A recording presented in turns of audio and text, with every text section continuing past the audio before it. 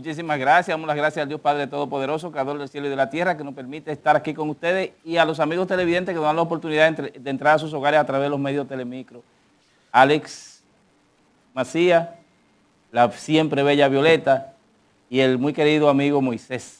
Doctor, un tema muy interesante. Yo creo que hay muchos dominicanos que son ajusteros. Sí. Que son las personas que de una u otra manera pues se buscan el día a día el pan para llevar a su casa vía ajustes. Cuéntenos un poquito. Sí, también de podría ser ajustero. Mucha gente llama chiripero, mucha gente llama ajustero, pero hay una diferencia entre el chiripero y el ajustero. Hay una diferencia. Hay diferencia. Ajustero y chiripero son dos cosas. Podría ser una diferencia. Un chiripero, por ejemplo, es una persona que va a tu casa y tú le das una chiripa de que, por ejemplo, te pinte una pared, te pinte una casa. Sí. Entonces, ya cuando existe un contrato por ajuste o un ajustero, pueden existir tres personas que intervienen. Interviene el dueño de la obra, interviene el contratista, interviene el ajustero. En los trabajos por ajuste, las personas se ponen de acuerdo en cuanto al precio. Como se ponen de acuerdo en cuanto al precio, no se puede considerar básicamente como un contrato de trabajo de per se, con derecho a prestaciones laborales, sino porque son contratos que duran muy poco tiempo y no tienden a satisfacer necesidades constantes y habituales. Por ejemplo,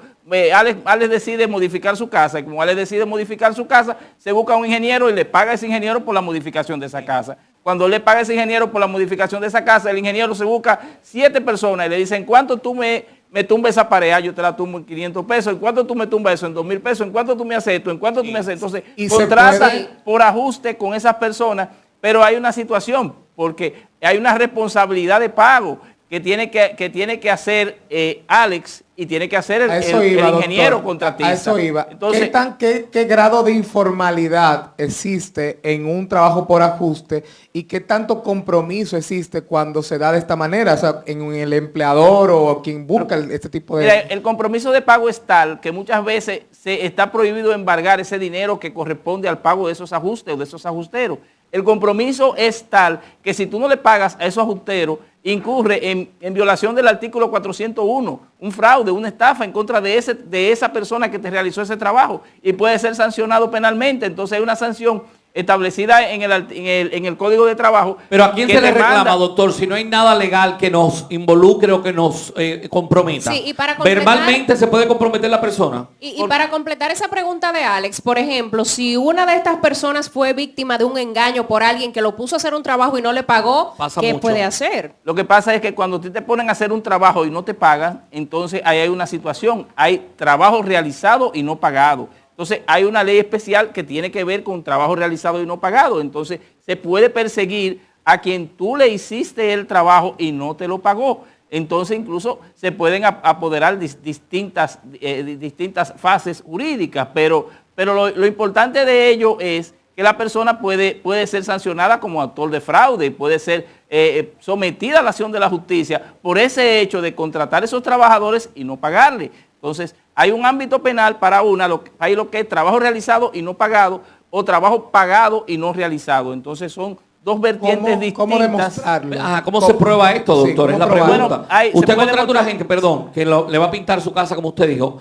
¿Cómo ese trabajador que pintó su casa prueba, en caso de que la persona no le cumpla, no le pague, que fue el que pintó esa casa? Por todos los medios de prueba, yo me puedo llevar a Moisés de testigo y Moisés en el tribunal puede decirle, pero se complica más la cosa, puede decirle testigo que Alex contrató los servicios de una persona, no se lo pagó y entonces está en la obligación de pagárselo. ¿Y es válido, doctor, cuando se da de vía oral, un contrato sin nada escrito, verbal, y no se da algo escrito? Si alguien quiere perjudicar e inventarse que realizó un trabajo y no fue realizado, puede buscar un testigo también. Por ejemplo, sí. claro que sí, y se pasa. En muchos casos sucede y pasa eso. En muchos casos sucede, por ejemplo, aquí hay una proliferación de demandas en contra de los ingenieros por parte de los haitianos. Aquí hay muchísimas demandas que se han inventado en contra de los ingenieros. Hay ingenieros que ni siquiera conocen y que ni siquiera saben de personas que lo han demandado, y entonces los tribunales de la República van a esos casos